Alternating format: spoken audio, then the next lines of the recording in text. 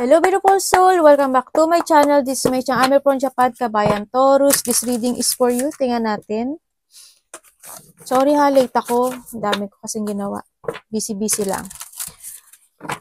Taurus, December 2024, full moon. Marami tayong cards, no? Umpisa na natin. 8 yan, kaya sinapol ko na yan. And let's begin. We have the hat, you will be playing in a different role. Maaring magkakaroon ng mga pagbabago sa'yo this time. Maaring may mga gagampanan ka na bago or maaring magkakaroon ng bagong pag-asa sa mga sitwasyon mo this time. Maaring makaka-receive ka ng isang advice na magagaling ito sa iyong friend, no? At meron din pangapapuri. Ako nakikita na maaring makapagbibigay sa'yo ng isang sitwasyon na mag-grant sa'yo, na maaring hinihiling mo, no, na maaring magkakaroon na maaring maiintindihan mo na dahil maaring nagkakaroon ng mga misunderstanding. Sa iba sa inyo, siguro misunderstanding sa isang kaibigan, na maaring magkakaroon na ng pagbabate o sa isang relationship, ganyan, or magkakaroon ka ng isang hope sa isang bagay na that is hindi mo na-achieve and this time it will be granted into your work, relationship, ano man sitwasyon niya. Sa nakita ko dito, magkakaroon ng isang pag-asang muli sa nakita ko dito, or with comes naman sa relationship, level up, o kaya naman sa work, maaaring magkakaroon ka ng mga bagong gagampanan sa iyong work, no? Ayan, or may mga pag-asang parating sa iyo.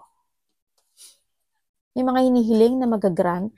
Minsan, nakakaramdam ka na yung feeling downtide or may mga frustration, no? Maaring ito is pagkakaroon ng mga misunderstanding sa mga bagay o sitwasyon na pinagdadaanan mo this time, o sa karelasyon mo man yan, or sa trabaho, or family. Pwede rin sa family, friend, or a family. Yan. Nandito yung situation na nagkakaroon sa iba sa inyo ng mga masakit yung tiyan, no? May mga sakit sa bladder, o kaya yung, hindi ko alam kung ikaw or malapit sa puso mo, sa esophagus, mga bato, ganyan, appendix, ingat kayo dyan, sa nakita ko dito. And, yung iba naman is mga buto-buto, mga joint, yan, sakit sa tuhod, sa goat ba tawag doon? Yan, mga buto nyo, yan, nagkakaroon mga joint pain. Yan, may mga viral infection or arthritis man yan. Sa nakita ko dito. May mga nananakit. Ako nananakit talaga ate. Mga nananakit na isang situation. Nagkakaroon siguro, may nakikita kong hindi ko alam kung ikaw or just a person na may depression, epilepsy, autism, or may mga, I hope wala, brain tumor, yan, may mga disease, dementia, makakalimutin, actually, no, may mga pagkabalisa sa iba sa inyo, or maaring pinagdaanan nyo yung mga pagkabalisang situation, di ba? Or may tao na gano'n na malapit sa puso mo. Maaring nagkakaroon ng mga pag-aabuso in the past na maaring, yun nga, when it comes to understanding, di ba? Maaring nagkakaroon ng misunderstanding or pag-aabuso ng isang tao sa'yo, na this time is maaring naiintindihan mo na yan at maiintindihan mo na, no, sa nakita ko dito. Nagkakaroon na siguro ng beginning sa iba sa inyo, nagkakaroon na ng clarity how to change or to travel or to move sa nakita ko dito, no? Yung iPad ko namamatay. Yan na nakita ko. And then, sinasabi rin dito na sometimes siguro may mga weak time ka na pinagdadaanan, kumbaga na panghihinaan ka ng loob. Pero ang sinasabi dito is may isang sitwasyon sa'yo na maaaring nagkaka-struggle ka when it comes to your direction, ganyan, na kailangan mo, siguro nag-iisip kayo na you want to move on na, ganyan, either to your work or a relationship or anong sitwasyon sa buhay mo, na kailangan na rin siguro na mag-move on. It's time na rin na kailangan mo na i-reach mo yung goals mo or i-reach mo na this time yung goal mo. Kailangan hindi talaga ito is a balancing. Why? Kasi there's a hope. Kasi may sun tayo, di ba? Ibig sabihin, there's a hope. If you are moving on, there's a hope. Iba dito maaaring may mga travel, mga lakad, ako nakikita sa inyo. Magkakaroon ng mga bonding. I don't know kung kasamahan sa trabaho or relationship. Magkakaroon ng mga bonding, either travel, yung mga kakaroon ng mga, kung sa new relationship ito, maaring getting to know each other, ngayon, sa nakita ko dito. Iba naman sa inyo is maaring ikaw or may person na someone's move on. Hindi ko alam kung house yun eh, no? Or magsasama kayo sa isang bahay. Sa nakita ko dito. Possibly moving to change home or magsasama sa bahay. Parang gano'n, nakikita ko. Sa iba ganun eh. Ingat din sa mga pagsasalita, ano? Ako nakikita dito. May mga sitwasyon na maaaring nakaisip ka na ng isang, kumbaga nagkaroon ng kaliwanagan, ganyan. Nagkaroon ng kaliwanagan sa iba sa inyo, sa iba't ibang aspeto ng buhay nyo this time. Kasi you know how to balance and you know how to transform this time. Sa maaaring nagkakaroon ng mga pagpapasya, no? Sa nakita ko dito. Kasi nagkakaroon na tayo ng moving up po. Diba? Kumbaga, may mga nag-unlock sa buhay mo this time. Kumbaga, na nakuha mo yung susi. Diba? Nakuha mo yung susi. Ibig sabihin, alam mo how to resolve something or a situation in your life, no? Maaring iba sa inyo is nagkaroon ng mga great match, either to a relationship or situation na nakapagbibigay sa iyo ng saya this time. Maaring sa work yan, ganyan. And o kaya sa business, o kaya yung tao na makapagbigay sa'yo ng saya. Tandaan mo, lahat ng solution is nasa iyo kasi nasa sa'yo si Ki. May mga sitwasyon na kailangan i-work out and mag-give effort, no? Sa nakita ko. Maybe there's a new place offer, job and security. Yun nga, parang may nakita ko, di ba, moving home, something moving, or maring together, or moving ng isang trabaho. Kasi may nag-unlock. Yan o. Kailangan dito na, kasi tamo, dalawa yung susi mo ngayon, no, diba? Baka nga iba dito nagkakaroon ng moving. Anak. Patingin. Siyempre, kailangan may musang. Patingin. Sorry, nak. Kumain na naman siya ng ano. Nagdikitan yung mga ano. Teka lang. Anak, dito ka. Dito. Kuchi.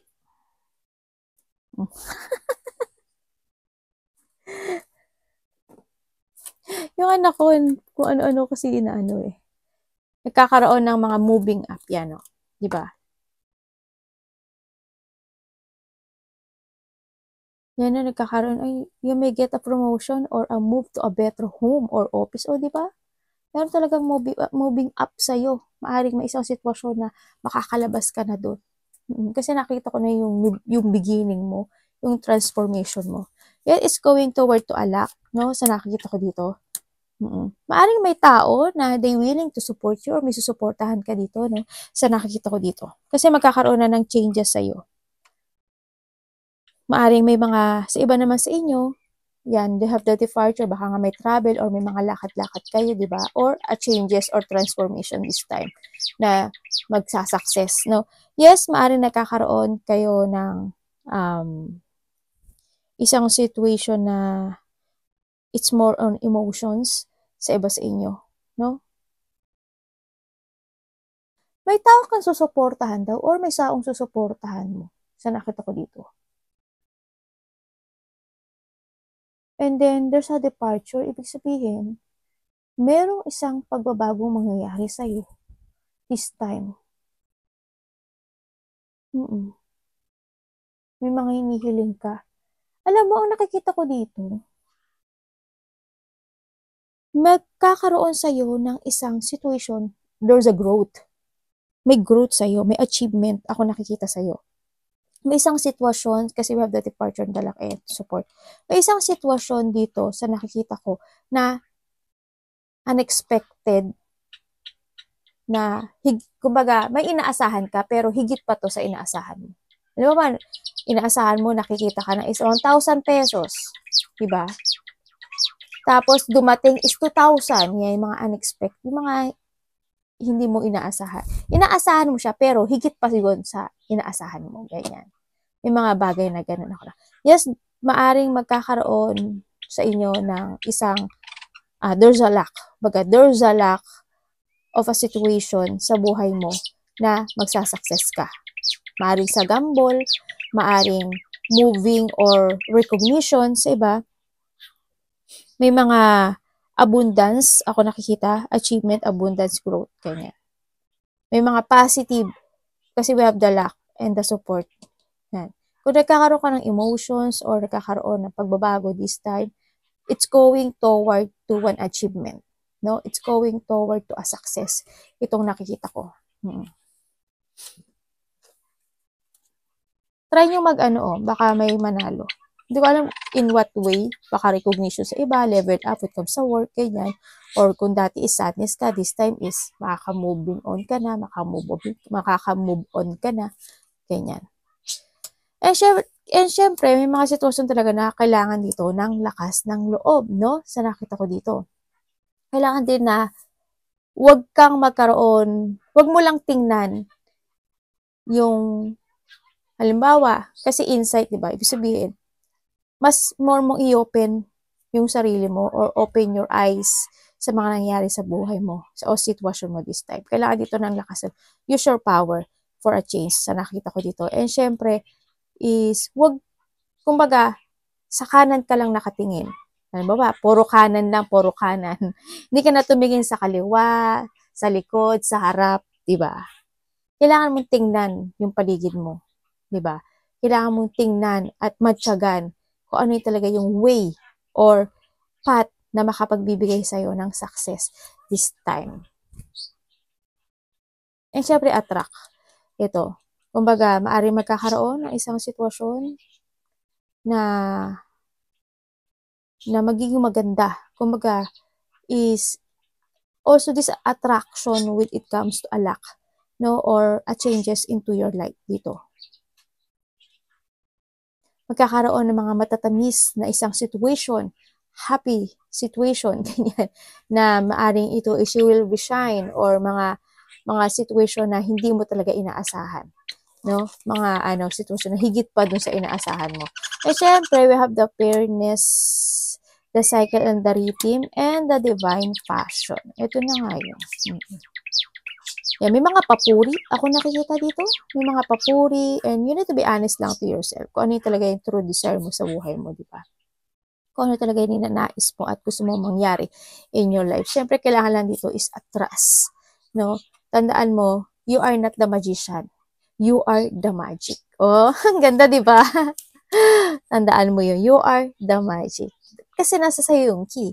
Di ba? Dalawang susi ang nasa iyo. You know how to move on. You know how to success dito. Diba? And syempre, may mga situation ako na nakikita sa'yo na nagkakaroon ng fair or just a manner. Kumbaga, naninimbang ka sa isang situation mo this time or tinitimbang mo, no? Sa nakita ko. Magkakaroon naman doon na there's a honor of a cycle of your body and the rhythm. Kumbaga, andito ka situation mo na maaring you will dance to a rhythm of your life this time, di ba? Sa nakita ko dito, maaaring naninimbang ka doon, either to a trabaho, relationship, sa nakita ko dito. So, maging totoo ka lang doon sa sarili mo. Ang nakita ko to, you need to jump to your fashion actually. No? If you want to move on and want to be success in life, you need to trust to your intuition. You need to trust to yourself. Why? Kasi maaaring magkaroon ng mga misfortune sa'yo if you are not jump to your passion at hindi ka makaka-start ng new beginning sa buhay mo, no? Maaring ito is lalakpas. Huwag ka magpa-distract dito sa nakita ko dito. Huwag ka magpa-distract. Tama, may mga tayo, betrayal. Ibig sabihin, may tao na nagtataksil or may tao na hindi nagiging totoo or maari din ikaw, no? Maaring hindi ka rin nagiging totoo sa sarili mo. Yung iba sa inyo. Yes, there is a pag-uusap or reconciliation. Ako nakikita dito, either to our co-workers, relationship, ako nakikita dito. Na may mga desire naman, kasi twice na yan desire, either to your goal, no? Kumbaga, magkakaroon ka ng isang vision to yourself kung ano yung i-move forward mo. Kailangan lang dito is a motivation tsaka confident to move on. Kung gusto mo talaga na magkaroon ng pagbabago sa buhay mo, this is a time to act, no? Ito rin yung mga past wound na mag-heal, no? Either to a relationship, kasama sa trabaho, or any situation na pinagdadaanan mo this time, no? Magkakaroon ng mga move forward. Yan. Magkakaroon ng yung mga misunderstanding mo, maaari ngayon is maiintindihan mo na yon at maiintindihan mo na or magkakaroon ng pagkakaintindihan, no? Dito, sa mga ninanais mo this time. Kung halimbawa, ikaw, malalaman mo kung ano yung goals mo. Malalaman mo kung kayo nag-away na isang kasamahan mo sa buhay, kasamahan mo sa trabaho, or sa karelasyon mo, o kapatid mo, family mo, yan, magkakaroon ng pagbabati or reconciliation. Kumbaga, yung mga past wound mo is mag-heal na, no? Na this time. And we have the ups and down, gesture, and the table. Ito na yung on the table, no? Ito na yung situation na maaring when it comes to work, yan, may mga sitwasyon na nai-stagnant ka or relationship, ganyan, maaring nakakaramdam ka na pagka-bored kasi parang paulit-ulit ang mga nangyayaring sitwasyon sa'yo this time, no? Tandaan mo, nasa sayo mga kamay, nasa sayo yung susi actually, diba? And ito na rin yung maaring maihingi sa'yo ng tulong kasi we have the support din, di ba? May hingi sa'yo ng tulong or may gusto kang tulungan sa rakita o tutulungan mo ganyan. Magkakaroon dito ng helping hand kasi. Kakaroon talaga ng yung pagtulong natin, you will deserve it, no? Magkakaroon ng mga recognition. You will receive a recognition or pagparangal sa isang sitwasyon mo sa buhay na ginagawa mo, no? Sa nakita ko dito. And syempre, time to put your demand on the table and get serious about what you want, o di ba? Kailangan this time is maging seryoso ka na sa buhay mo. Alam ko naman na seryoso kayo this time, di ba? Pero this time is more give effort na magkaroon ka ng serious sa buhay mo or kasi siguro nga may mga recognition or promotion na kailangang maganap or may magaganap sa buhay mo this time. Kumbaga, either to a work, halimbawa sa work, dati ka lang, tagapunas ka lang ng table. Ngayon, taga-map ka na. Hindi ba mga ganun? Ang baba no ng kaligayahan. Mga ganun lang. Magkakaroon ng mga level up siguro, no? Sa iba sa inyo. Kumbaga, may mga ginawa kayo from the past iPad, makisama ka. May mga ginawa kayo from the past na maaring magkaroon ng movement or magkaroon ng recognition or magkaroon ng promotions sa iba dito. Or maybe you can ask something step up either to a relationship or to your work dito. Sinakita ko dito.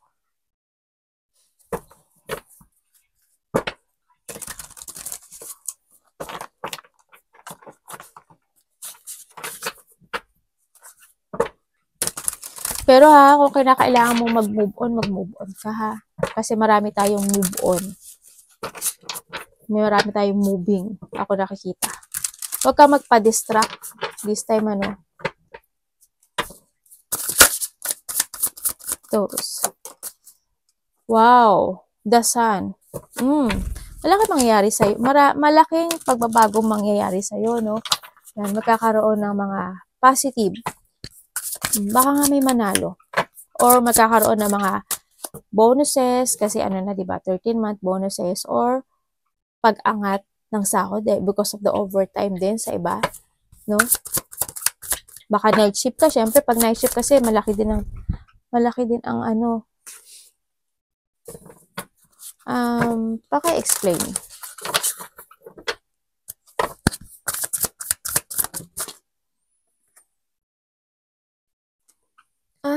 Okay. Ibig sabihin,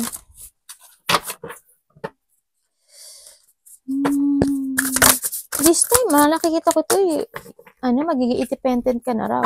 Nandito na yung pagkakaroon ng strong personality or strong confident yun. Magkakaroon ng confident this time sa isang sitwasyon na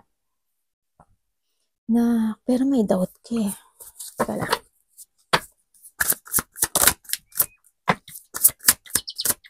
Kasi may mga dreams na nag-shattered sa'yo actually. Ibig sabihin, may mga unfinished business ka na nakikita ko dito na maaring ito is gagawin mo this time, no? At pofokusan mo this time. Ibig sabihin, magkakaroon talaga ng may magmo-move sa'yo. May movement akong nakikita sa'yo. Bigla ang may movement. There's a change akong biglang nakikita dito. May biglang changes. There's a person, may mga exciting situation ako nakikita sa'yo eh. Mayroong new offer of opportunity or a love ako nakikita dito. May mga pagkikita ng mga kaibigan. There's a collaboration, partnership. Medyo magulo ang isip, ano? Ibig sabihin, meron kang nakakausap na isang tao, pero hindi ka makapokus dun. Kasi why? Mayroon pang isang sitwasyon sa buhay mo na maaring hindi pa yun natatapos. Na maaring you still hold yung situation na yun, no? Sa nakita ko dito. So, kamusta yung pera niya? When it comes to a material, may pag-angat sa'yo eh. Kasi may movement. Diba? You have the magician.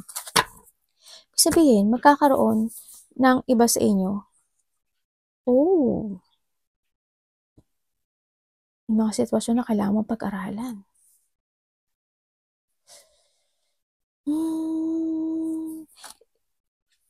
Pero nasa sayo eh. Kasi magician ka oh. Nasa sayo itong mga lahat ng pagbabago sa buhay mo, nasa sayo mga kamay. Kailangan lang din na when it comes to money, kailangan mo lang balance yan ha. Need to control and balance. No, ang nakikita ko dito.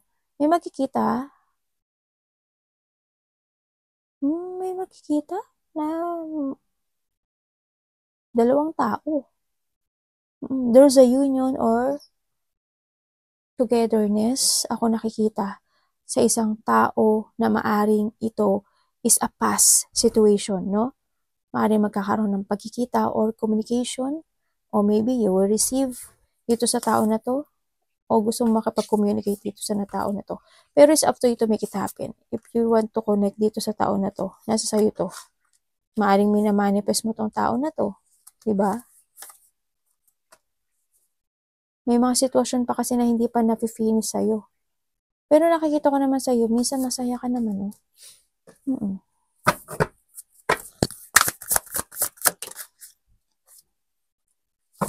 Oo nga, yun na nga ang nakikita ko dito. May mga sitwasyon na you want to be stable or situation na matagal mo nang bit-bit na gusto mong maayos sa nakikita ko dito.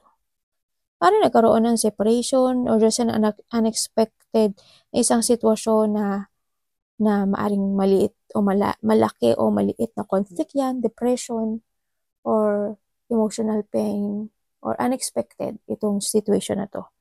Na makakaramdam ka ng lungkot sa iba, nang makakaramdam ka ng loneliness, ganyan, heartache, hindi masaya, ganyan, ang nakikita ko, o pagkalito, yan, makakaramdam ka raw ng ganun. Either to your work or family or dating karelasyon. Kakaroon hindi pagkakaintindihan sa mga bagay-bagay o sa isang layunin, no? Sa nakita ko dito. Try to moving up, basta moving up, trust lang, trust. Kailangan mo lang din mag-trust. Huwag kang kasi magkakaroon ka ng misfortune, no? Diba? Huwag kang magpa-distract sa mga bagay na kailangan namang mag-move on, no? Kasi nagiging ganito ka. Ingat lang din. Kailangan dito is balancing, no? Arigato namaste, God.